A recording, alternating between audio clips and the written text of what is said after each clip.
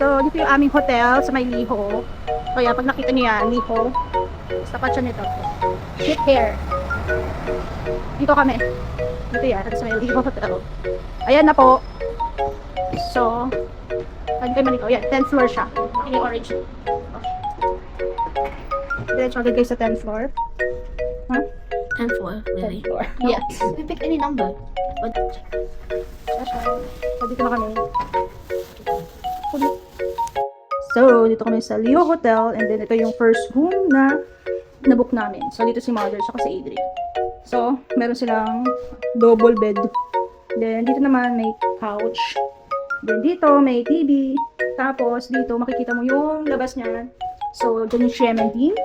So, meron namang, ang tawag ito? Merong window. So, meron din telephone. And then, split type aircon. Tapos, dito, may keto. May food naming dalang galing Pinas. May mirror. Tapos, yung sakit dito, yung same lang din naman sa Pinas. Then, dito, meron namang I need to charge my mga, tawag ito, hanger para sa bitan. May extra pillow. Then, meron ditong, tawag ito, ref. So, may free water na rin na dalawa. Tapos, ito yung kanilang CR. So, walang bidet dito. Pero, merong shower. And then, meron na ding shampoo tsaka shower gel. Then, meron ditong lababo. So, may malaking mirror. So, malaki may CR niya. Malaki.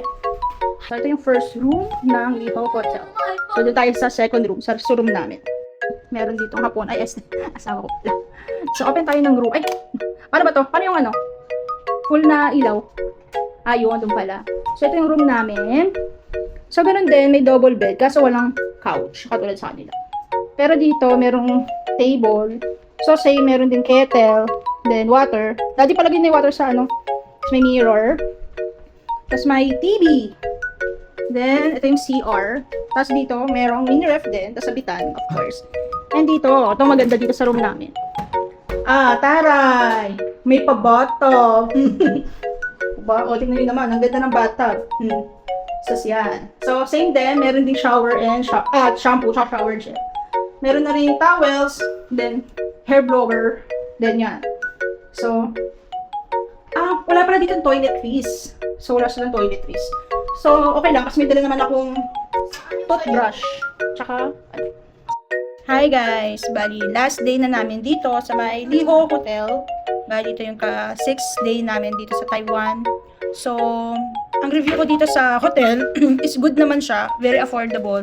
Since nasa around 2,700 per night lang yung per day sa Agoda. And then, kung may mga promo code kayo or naka-Agoda Platinum kayo, mas less pa yung makukuha nyo doon. So, parang, ang tansya ko, nasa 2,400 ata yung per day yung ano ko. Tapos, ang maganda dito sa Liho Hotel, everyday, pinapalitan nila yung water nyo, tsaka binibigyan kayo ng ice, yung tea, green tea, everyday. So, kung hindi kayo nag-green tea, kunin nyo lang, tago nyo sa bag nyo. Para tomorrow, re-repilan nila. So, kasi ganun yung ginagawa namin. Kasi sayang naman, pwede na rin pampapasalubong yun sa mga oldies na nag-green tea. Tapos, meron naman ditong, ang tawag ito, shower, shampoo, tsaka shower gel. So, hindi nyo na kailangan yan. Pero, itong room na ano namin is parang deluxe, ano lang siya. Yung parang pinaka, standard room, ganun. Wala siyang mga toiletries katulad ng mga toothpaste, ganyan. So, yun, kailangan yung mag-provide. So, dyan pala sa Pilipinas, bumili na kayo. Kaya, meron naman ditong mga grocery, katulad sa Carrefour. Pwede kayong bumili doon. Tapos, kaya sa Watson, maraming Watsons dito sa may streaming din.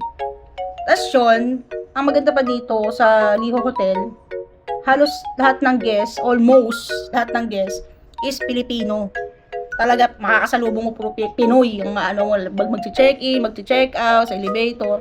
Puro halos Pinoy yung nag-check-in dito kasi very affordable na siya. Tapos ang lapit niya lang sa Ximending, tsaka sa station. Siguro sa station, mga 5 minutes walk lang, nandun ka na. So, kung mabilis-bilis ka pang maglakad, mga 3 minuto, ganun. Tapos, marami pang mga kainan na malapit dito. So, malapit din yung Don Quijote, malapit. Tsaka, malapit din yung McDo, may malapit na McDo dito. So, goods na goods dito sa Liho Hotel. Kaya, kung pupunta kayo dito sa may Taiwan, dito sa may Ximending, okay dito. Di nga lang ano yung building nila, pero yung rooms naman is goods. Katulad yung nabook nga namin, yung isa, walang shower, pero itong isa, upgraded, yung meron siyang bathtub. Ay, yung isa, walang bathtub. Kasi itong sa amin, may bathtub. So, upgraded tong isa. So, ayun lang. At kami pupunta pa sa Longshan Temple. Kasi ito yung last day namin. So, abangan nyo na lang yung vlog ko for Longshan Temple. So, ito lang yung room tour, tsaka yung review ng aming Liho Hotel. So, dito sa Liho Hotel, 4 out of 5, ox to. Good na good. Tsaka, isa pa pala sa cons dito. Minsan, pag paano mo ng elevator, amoy yosi. Yun lang. Kasi meron dun yung sa may dulo. Parang pwede yata mag-yosi dun. So, ayun lang yung medyo cons dito. Medyo amoy yosi. Doon lang naman sa may elevator banda. Pero pagdating sa room, okay siya, mabango.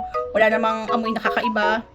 So, sa inyo kung depende sa inyo. So, marirate ko dito siguro 3 out of 5 dahil nga doon sa may amoy yosi. Pero okay pa rin yun, goods pa din yun kasi syempre affordable, very affordable. Sa affordability, ox na ox. Then sa tsaka dito, hindi medyo siya soundproof. Hindi ganun rinig sa labas. Unlike doon sa Hong Kong na mga hotel, doon kami dati sa may maganda-gandang hotel dati sa Hong Kong, pero hindi siya ganun ka-soundproof. Rinig yung mga sa labas. Pero dito, medyo soundproof siya. Wala ka naman basta-basta naririnig sa mga kabilang kwarto or sa labas. Except na lang kung sobrang lakas ng boses. Yung talagang halos sunggaw na yan. So, ayun lang. Bye-bye!